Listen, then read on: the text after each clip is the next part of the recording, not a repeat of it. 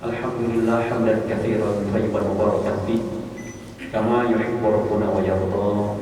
Wassalatu wassalamu ala nabiyyina Muhammadin wa ala alihi wa sahbihi ajma'in, amma ba'd. Jamaah kaum muslimin wal muslimat rahimakumullah, alhamdulillah kita bersyukur kepada Allah Subhanahu wa taala atas segala nikmat dan karunia yang Allah berikan kepada kita semua, baik berupa nikmat iman, nikmat Islam, nikmat sehat walafiat, yang mana dengan semua nikmat tersebut di siang hari ini kita dapat berkumpul di rumah dari rumah Allah dalam rangka thalabul ilmi. Semoga salawat dan salam senantiasa tercurah kepada baginda Nabi besar Nabi Muhammad sallallahu alaihi wasallam, kepada keluarganya, kepada para sahabatnya, dan juga kepada umatnya yang senantiasa mengikuti tuntunannya hingga yaumil akhir nanti. Jamaah rahimakumullah, bulan Ramadan para ulama menamakannya juga sebagai Syahrul Quran, bulan Al-Quranul Karim. Kenapa? Karena pada bulan Ramadan Al-Quran diturunkan oleh Allah Subhanahu wa taala. Di dalam surah Al-Baqarah ayat 185, Allah Subhanahu wa taala berfirman, "Syahrul Ramadan alladzi unzila fihi al-Quran hudan lin-nas wa bayyinatin minal huda wal furqan." Bulan Ramadan, bulan yang di dalamnya diturunkan Al-Quranul Karim, hudan lin-nas, sebagai petunjuk untuk setiap manusia, wa bayyinatin minal huda, dan juga penjelasan mengenai petunjuk tersebut, wal furqan. Furqan apa jemaah? Pembeda antara hak dan batil. Dan alhamdulillah sampai detik ini kita masih diberikan kesempatan bernafas oleh Allah Subhanahu wa taala. Itu yang pertama. Yang kedua, Allah kasih kesempatan kita masuk bulan Ramadan. Ini nikmat yang patut kita syukuri, dan sekaligus kita jadikan momentum untuk memperbaiki hubungan kita dengan Al-Quran yang selama ini mungkin memburuk. Ya, sebelum Ramadan hubungan kita dengan Al-Quran memburuk, jauh kita dengan Al-Quran. Maka jaga hubungan kita dengan Al-Quran sebagaimana kita menjaga hubungan kita dengan gadget-gadget kita. Oleh karenanya, jadikanlah momentum Ramadan kali ini untuk senantiasa memperbanyak interaksi kita dengan Al-Quranul Karim. Karena Al-Quran adalah kitab yang penuh dengan keberkahan, kitab yang mulia. Allah Subhanahu wa taala berfirman, "Bal huwa Qur'anun Majid fi lauhin mahfuz." Al-Quran adalah kitab yang majid, kata Allah di surat Al-Buruj. Majid yaitu mulia, kitab yang penuh dengan keberkahan. Fi lauhin mahfuz, yang Allah simpan jemaah pertama kali sebelum Allah turunkan ke bumi ini. Allah muliakan Al-Quran di mana? Lauhul Mahfuz, sama seperti takdir kita di Lauhul Mahfuz. Nah, adabnya kata para ulama bagi para pembaca Al-Quranul Karim, setelah selesai membaca Al-Quran, letakkanlah Al-Quran di tempat yang paling tinggi. Karena dulu Al-Quran sebelum turun ke muka bumi, Allah simpan, Allah muliakan di Lauhul Mahfuz. Jangan letakkan Al-Quran di bawah kitab-kitab yang lainnya. Itu kita nggak punya adab dengan Al-Quran. Paling tidak Al-Quran diletakkan di paling atas dibandingkan kitab-kitab yang lainnya. Kemudian Ibnu Abbas radhiyallahu anhu dalam kitab tafsir Ibnu Katsir rahimahullah menceritakan bagaimana kronologis turunnya Al-Quran dari Lauhul Mahfuz sampai ke tangan kita sekarang. Ibnu Abbas radhiyallahu anhu mengatakan, Al-Quranul Karim diturunkan di bulan Ramadan. Jadilah bulan Ramadan bulan yang penuh dengan keberkahan. Karena Al-Quran adalah kitab yang penuh dengan keberkahan. Dalilnya mana Ustaz? Allah Subhanahu wa taala berfirman, "Kitabun anzalnahu ilaika mubarakun." Ini sebuah kitab kata Allah yang aku turunkan kepadamu wahai Muhammad, mubarakun, penuh dengan keberkahan. Berarti Al-Quran kitab yang penuh dengan keberkahan dan disyariatkan sebagai umatnya untuk ngalap berkah dengan Al-Quranul Karim. Turun di bulan Ramadan, maka bulan Ramadan kecipratan keberkahan Al-Quran. Sampai Nabi mengatakan, "Syahrul mubarakun." Bulan Ramadan adalah bulan yang penuh dengan keberkahan. Kenapa? Karena di dalamnya turun Al-Quranul Karim. Dari sisi waktu, tadi dari sisi bulan ya Pak, turun di bulan Ramadan. Dari sisi waktu Allah turunkan pagi, siang, malam atau sore ya Pak? Pagi, siang, sore atau malam? malam hari. Dari sisi waktu turun di malam hari, malamnya kecipratan berkah. Jadilah malam yang penuh dengan keberkahan yang dikenal dengan malam apa? Lailatul Qadar. Bulannya kecipratan berkah, bulan Ramadan. Malamnya jadi malam yang penuh dengan keberkahan. Ya. Inna anzalnahu fi Lailatul Qadar. Ya. Sungguhnya aku turunkan Al-Quran kata Allah di malam Lailatul Qadar. Maka kurang tepat kiranya kalau ada yang mengatakan Al-Quran itu turun tanggal 17 Ramadan. Ini menyelisih firman Allah di surat Al-Qadar ayat 1. Allah sendiri yang mengatakan, aku turunkan Al-Quran di malam Lailatul Qadar. Lailatul Qadar terjadi pada 10 malam pertama, pertengahan atau terakhir? Terakhir. Ya kalau mau 21, 23, 25, 27, 29. Bukan tanggal 17.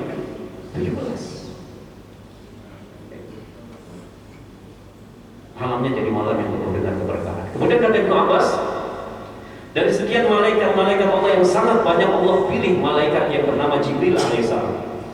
Jadilah Jibril alaihissalam menjadi pemuka penduduk langit, pemimpinnya para malaikat. Kenapa? Karena membawa risalah Al-Quran Al-Karim, kecipratan berkahnya.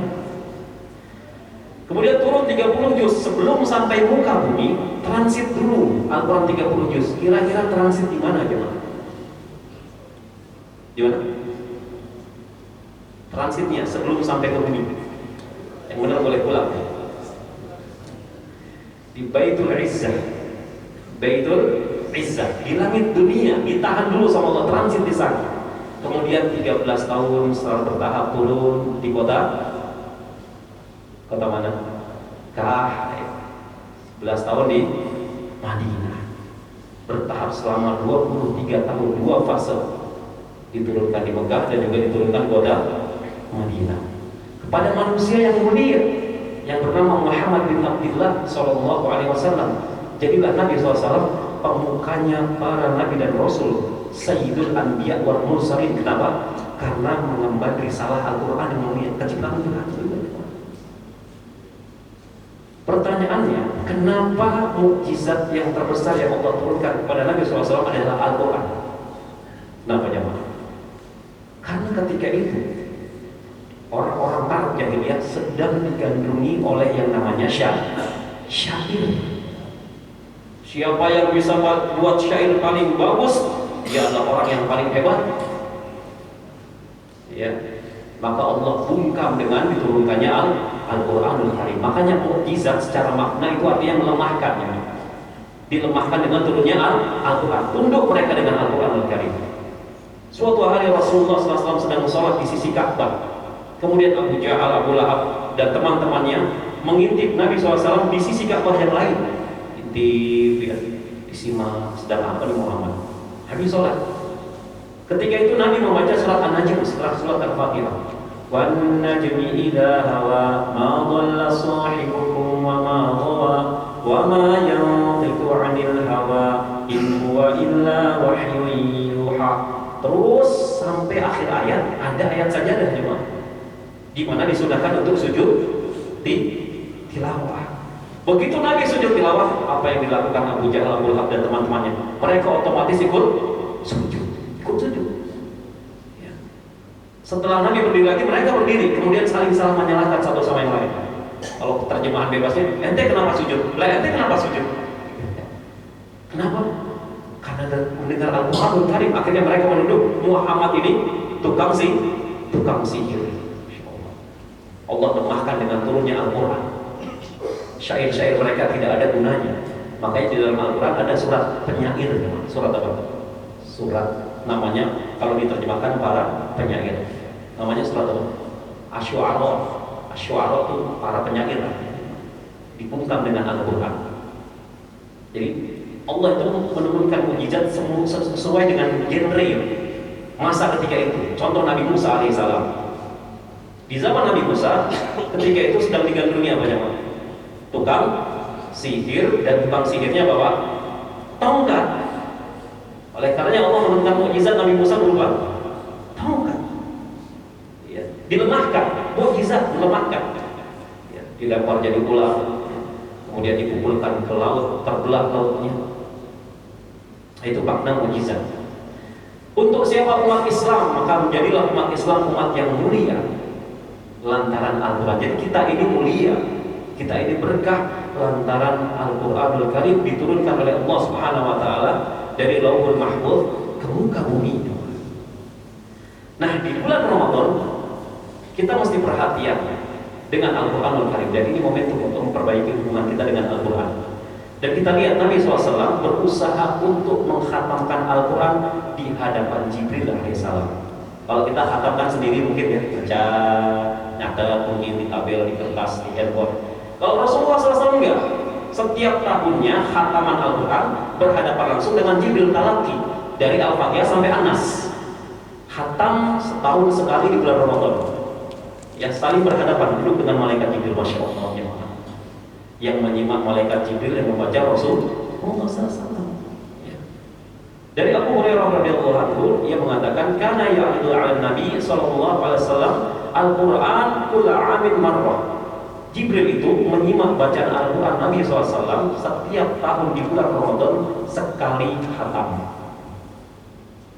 Nabi Umi ya, tidak bisa membaca tulisan, tidak bisa menulis dan tidak bisa membaca tulisan, hanya mendengar kemudian menghafal kemudian menyetorkan hafalannya. Fa'arada 'alaihi marrataini fil 'amil ladzi qubida. Kemudian ketika di tahun beliau akan meninggal dunia, maka Nabi menghatamkannya 2 kali khatam di bulan Ramadan. Wa kana ya'takifu kulla 'amin 'ashran fa'takifa 'isrina fil 'amil ladzi qubida. Dan juga Nabi SAW biasa pula beriktikaf setiap tahunnya di bulan Ramadan 10 hari. Namun di tahun beliau akan meninggal dunia, beliau beriktikaf selama 20 hari di Masjid Nabawi. Hadis sahih riwayat Bukhari. Dan Ibnu Athir rahimahullah mengatakan dalam Al-Jami' fi Gharib al-Hadits bahwa Jibril saling mengajarkan pada Nabi seluruh Al-Quran 30 juz yang telah diturunkan ke muka bumi ini. Dari sinilah para ulama salafus saleh, mereka begitu semangat untuk mengkhatamkan Al-Quranul Karim, terlebih lagi di bulan Ramadan. Mari kita simak contoh-contoh dari para salafus saleh ketika mengkhatamkan Al-Quran di bulan Ramadan. Contoh yang pertama dari seorang ulama yang bernama Al-Aswad bin Yazid rahimahullah, seorang ulama besar tabi'in, meninggal tahun 75 Hijriah di Kufah. Beliau biasa mengkhatamkan Al-Quran di bulan Ramadan setiap 2 malam. Setiap 2 malam. Ibrahim An-Nakhai mengatakan, "Kana Al-Aswad yukhtimul Qur'ana fi Ramadana fi kulli lailatain." Al-Aswad bin Yazid biasa mengkhatamkan Al-Quranul Karim di bulan Ramadan setiap 2 malam. Setiap 2 malam. Masya Allah. Berarti semalam baca berapa juz? 15 juz. Kita berapa juz? Pada maghrib juz Al-Quran 1. Kemudian disebutkan dalam kitab yang sama, di luar bulan Ramadan, Al-Aswad bin Yazid biasa mengkhatamkan Al-Quran selama 6 malam. Iya, selama 6 malam. Masuk bulan Ramadan, 2 malam khatam, 2 malam khatam, 2 malam khatam. Kemudian juga seorang ulama di kalangan tabi'in yang bernama Qatadah bin Da'amah rahimahullah, yang meninggal tahun 61 Hijriah, seorang murid dari Anas bin Malik. Ya. Dan beliau ini sampai dikatakan oleh Imam Ahmad bin Hanbal rahimahullah sebagai ulama pakar tafsir. Ya. Sampai-sampai Sufyan Ats-Tsauri mengatakan bahwa tidak ada di muka bumi ini yang semisal Qatadah, karena saking alimnya dengan ilmu tafsir Al-Quranul Karim. Disebutkan bahwasanya Qatadah bin Da'amah di dalam bulan Ramadan ketika berinteraksi dengan Al-Quran, karena Qatadah yakhtimul Qur'ana fi sab'in. Qatadah biasa mengkhatamkan Al-Quran dalam 7 hari. Wa idza ja'a Ramadan, namun jika datang bulan Ramadan, khatama fi kulli thalath. Ia mengkhatamkannya setiap 3 hari. Berarti satu hari berapa juz? 10 juz. Besoknya 10 juz, besoknya lagi 10 juz. Qatadah bin Da'amah. Ya. Fa idza ja'al 'asru khatama kullu lailatin. Ini yang lebih menakjubkan lagi. Ketika datang 10 hari terakhir bulan Ramadan, ya, khatama kullu lailah. ia menghatamkan Al-Quran setiap malam. Ya, malam 21 khatam, ya, malam 22 khatam, 23 khatam, Masya Allah. Maka nanti ketika datang 10 malam terakhir, kemudian kita memiliki kesempatan untuk iktikaf, meskipun nggak seharian mungkin karena besoknya bekerja hanya beberapa jam saja, maka isi dengan hal-hal yang bermanfaat, terutama membaca Al-Quranul Karim. Jangan iktikaf diisi dengan hal yang tidak bermanfaat. Contohnya apa? Iktikaf diisi dengan main catur. Ada. Ya. Yuk main catur yuk. Sambil ngopi di dalam masjid main catur. Ada lagi yang main game di dalam masjid sedang iktikaf. Ada lagi sibuk dengan laptopnya. Tidak ada faedahnya. Habiskan waktu kita ketika iktikaf dengan memperbanyak sholat, memperbanyak baca Al-Quran, memperbanyak doa dan sebagainya. Kemudian salah seorang ulama besar yang bernama Muhammad bin Idris, yang lebih dikenal dengan sebutan Al-Imam siapa? Asy-Syafi'i. Nama aslinya Muhammad bin Idris. Ya, Al-Imam Asy-Syafi'i rahimahullah, salah satu ulama mazhab, disebutkan oleh muridnya Rabi' bin Sulaiman rahimahullah, kana Asy-Syafi'i yakhtimul Quran fi syahri Ramadan 60 khatmah. Imam Syafi'i biasa mengkhatamkan Al-Quran di bulan Ramadan sebanyak 60 kali. 60 kali khatam Imam Syafi'i di bulan Ramadan. Kemudian disebutkan lagi oleh muridnya bahwasanya beliau khatamkan oleh Ibnu Abi Hatim, Imam Syafi'i khatamkan Al-Quran tersebut di dalam sholatnya. Di dalam sholatnya. Jadi nyambung ya, sholat wajib baca terus, sholat sunnah rawatib terus ya, sampai 60 kali khatam ya. Ibnu Asakir, salah seorang ulama hadis dari negeri Syam dengan nama kunyah Abul Qasim, beliau penulis kitab terkenal yaitu Tarikh Dimashq. Anaknya bernama Al-Qasim mengatakan mengenai bapaknya, Ibnu Asakir adalah orang yang biasa merutinkan sholat jamaah dan tilawah Al-Quran. Ini kesaksian anaknya terhadap kesolehan ayahnya. Dan anaknya mengatakan beliau biasa mengkhatamkan Al-Quran setiap pekan. Jadi setiap pekan tuh khatam. Dan lebih luar biasanya pada bulan Ramadan, beliau khatamkan Al-Quran setiap hari. Ini Ibnu Asakir. Dan beliau biasa beriktikaf di Al-Manarah Asy-Syaqiyyah. Dan beliau adalah orang yang sangat gemar melakukan amalan sunnah dan juga rajin berpikir. Ini contoh sebagian kecil dari semangat para salafus saleh berinteraksi dengan Al-Quran di dalam bulan Ramadan. Maka Al-Quran adalah kitab yang penuh dengan keberkahan. Meskipun kita tidak mengetahui maknanya, tetap mendapatkan pahala. Beda dengan membaca hadis. Membaca hadis tidak mendapatkan pahala. Kapan mendapatkan pahala? Ketika kita mengamalkan hadis tersebut. Beda dengan Al-Quran. Kita baca tidak tahu maknanya, tidak tahu artinya, tidak tahu tafsirnya, dapat pahala tidak? Dapat. Ya. Maka dalam hadis riwayat Tirmidzi, Nabi SAW mengatakan, "Man qara'a harfan min kitabillah falahu bihi hasanah." Barang siapa yang membaca satu huruf dari Al-Qur'anul Karim, falahu bihi hasanah, maka baginya satu hasanah, satu kebaikan, satu pahala. Wal hasanatu bi asri amsalihha. Dan satu kebaikan tersebut dilipat gandakan menjadi 10 pahala, 10 hasanah. La aqulu alif lam mim harfun, walakin alif harfun, lam harfun, mim harfun. Akan tapi alif satu huruf, lam satu huruf, mim satu huruf. Ini kalau di luar bulan Ramadan ya Pak. Satu huruf nilainya 10 pahala. Masuk bulan Ramadan pahalanya berubah. Berlaku hadis riwayat Muslim, di mana Nabi SAW bersabda, Kullu amali ibn Adam yudha'aful hasanah asru amsalihha ila 700 dha'fin. Setiap amalan anak Adam di bulan Ramadan dilipat gandakan oleh Allah Subhanahu wa taala dari 10 sampai 700 kali lipat. Ila shaum, kecuali amalan puasa. Kata Allah, fa innahu li wa ana ajzi. Karena puasa itu untukku dan aku yang akan langsung membalasnya. Artinya kalau kita buka Al-Quran dan kita baca di bulan Ramadan, itu bisa jadi satu hurufnya itu bisa meraih pahala maksimal 700. Jadi kalau kita baca alif lam mim, taruhlah satu hurufnya 700, alif 700, lam 700, mim 700, masya Allah. 700 dikali 3 berapa? 2100. Itu baru alif lam mim, belum basmalahnya. Pernah ada yang hitung tidak? Jumlah huruf hijaiyah pada basmalah ada berapa? Bismillahirrahmanirrahim, ada berapa huruf hijaiyah? 19. Taruhlah kita satu huruf ke 700 Pak. Basmalah 19 huruf hijaiyah. 19 dikali 700, Masya Allah. Alif Lam Mim, terus ayat kedua Al-Baqarah, ayat ketiga dan seterusnya. Kebaikan semua kita akan dapatkan, Masya Allah. Meskipun kita tidak mengetahui artinya dan maknanya, bahkan tafsirnya. Ya. Maka paksakan diri untuk membaca Al-Quranul Karim di bulan Ramadan. Karena kebaikan itu, kata Nabi SAW, harus dipaksakan. Contohnya sabar. Nabi bersabda, "Wa may yatasabbar yusabbahullah." Sabar kebaikan. Dan Nabi mengatakan, barang siapa yang melatih dirinya untuk bersabar, yusabbahullah, niscaya Allah akan jadikan dirinya seorang penyabar. Kebaikan itu harus dipaksa, ya, oleh karenanya 4 tahapan untuk menuju nikmatnya tilawah, kata para ulama, ada 4 langkah, 4 tahap. Dan kaidah ini bisa kita pakai untuk semua kebaikan. Tahapan yang pertama, dipaksa. Ambil Al-Quran, paksakan buka, ya Pak. Ambil, paksakan buka, bismillah. Dosa apa kita buat pegang Al-Quran saja takut? Dosa apa kita?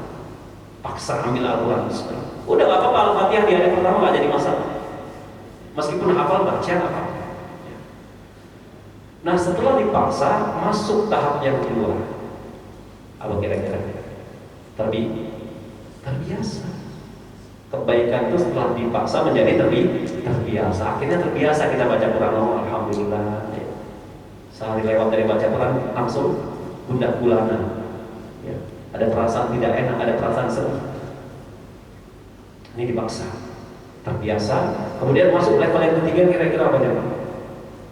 Menjadi kebutuhan. Sebagaimana gadget menjadi kebutuhan kita. Coba jamaah kalau misalnya berangkat kerja ketinggalan gadget, kira-kira balik lagi apa? Enggak usah, tenang aja. Sebagian orang sampai bela-belakan diri untuk pulang lagi ke rumahnya mengambil gadget. Coba kalau kita perlakukan Al-Quran sebagaimana kita perlakukan gadget kita, ya. Antum pernah nggak buka gadget baca ta'awudz? A'udzubillahi minasyaitonirrajim, buka. Ada yang pernah coba? Rasa-rasanya nggak pernah. Namun membaca Al-Quran adabnya dimulai dengan ta'awudz. Karena Allah berfirman dalam surat An-Nahl, "Fa idza qara'tal Qur'an fasta'idz billahi minasyaitonir rajim." Apabila kalian hendak membaca Al-Quran, hendaklah kalian memohon perlindungan kepada Allah dari godaan setan yang terkutuk. Baca ta'awudz saja, sebagian orang mungkin ada yang kuat berapa menit? 60 menit. Sebagian lagi hanya kuat 30 menit. Sebagian lagi hanya kuat 15 menit. Sebagiannya lagi lobet 5 menit. Itu baca ta'awudz. Kalau jamaah buka gadget gak baca ta'awudz, kuat berapa lama? Oh, Masya Allah Ustaz, ya 1 jam lebih gak baca ta'awudz, gak ngantuk. Ya. Semakin lama semakin terang mata kita. Namun Al-Quran, ya. Makanya ya, kita harus paksakan dulu, ambil Al-Quran, paksa, baca semampu kita.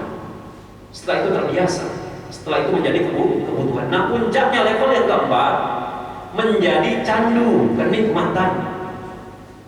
Ya. Ketika kita baca Quran, kita ingin berlama-lama berkholwat dengan Allah Subhanahu wa taala. Kholwat itu berdua-duaan dengan Allah, jemaah. Kenapa? Karena Al-Quran itu sudah menjadi kenikmatan buat kita. Nah, ini puncaknya ibadah menjadi nikmat. Pertanyaan buat kita masing-masing, sudah berada di level manakah kita ketika beribadah? Apakah level 1 masih dipaksa? Atau sudah level 2, sudah menjadi apa? Terbiasa? Atau jangan-jangan level 3 sudah jadi kebutuhan? Orang tuh kalau kebutuhannya nggak tercukupi, panik lah. Ya. Atau jangan-jangan sudah di level paling tinggi, menjadi candu, kenikmatan. Ini kaidah ini bisa diterapkan kepada semua kebaikan. Sholat malam harus dipaksa, sedekah harus dipaksa juga, bakti pada kedua orang tua paksakan, meskipun mungkin kita bermusuhan dengan orang tua kita, karena ada sebagian anak benci sama orang tuanya. Kenapa? Dari kecil, dari bayi dititipin sama neneknya, kakeknya, sehingga dia balas dendam. Paksa aja. Ya. Santunan anak yatim harus dipaksa, duafa, paksa agar biasa, setelah terbiasa jadi kebutuhan, setelah kebutuhan menjadi kenikmatan. Sampai-sampai Nabi bersabda kepada Bilal, wahai Bilal, istirahatkanlah kami dengan sholat. Ya, itu level keimanan Nabi dan para sahabat. Istirahatnya dengan mendirikan sholat. Kalau kita istirahatnya apa? Selonjoran sambil ya ngopi mungkin. Levelnya beda ya. Istirahat Nabi itu dengan sholat. Setelah itu bilang mengumandangkan azan, Allahu Akbar, Allahu Akbar. Ya, Nabi dan para sahabat mengistirahatkan diri mereka dengan sholat. Itu istirahat yang hakiki. Nah, jadi gunakan momentum bulan Ramadan ini untuk memperbaiki hubungan kita dengan Al-Quranul Karim. Kenapa? Al-Quran ini kitabnya Allah.